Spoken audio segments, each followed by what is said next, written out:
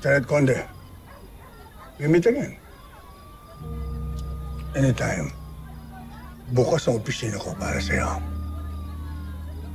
At para sa'yo rin, Sergeant Enriquez. Sabihin niyo lang kung anong kailangan niyo. Salamat, Mayor. Major, isama mo si Conde sa investigation team ng San Isidro Bank Robbery.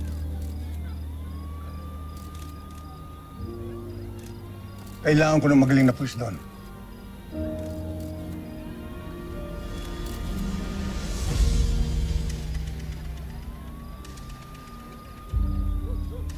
Maraming salamat, Lieutenant Conde. Salamat, Mayor. Sa'yo rin. Yeah.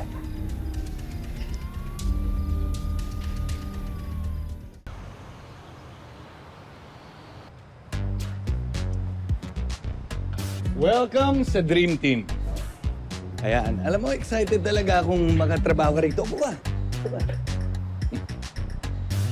Dapat pala, sinama mo rito si Enriquez para meron naman tayong news. Siya nga pala. Gusto ko lang linawin sa'yo na ako at si Robles pa rin ang lead dito sa kaso to. Baka mamaya, ikaw na naman yung alam mo na. Huwag kang mag-alala, Bok. Sa'yo yung credit. Trabaho lang ako dito. Buti na malinaw. Siya nga pala. Sa tingin niyo ba, may kakanta talaga yung kidnapper? Bakit mo naman natanong?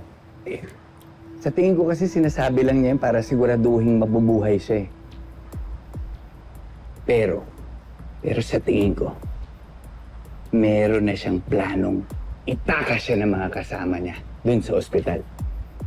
Ganun yung sa teleserye, di ba? Di ba posible? Oh. Conde, wala pa ba si Enriquez? Wala pa, sir. Sabihin mo sa kanya, dumiretso ng ospital. Pinapatawag tayo ni Mayor. Yes, sir.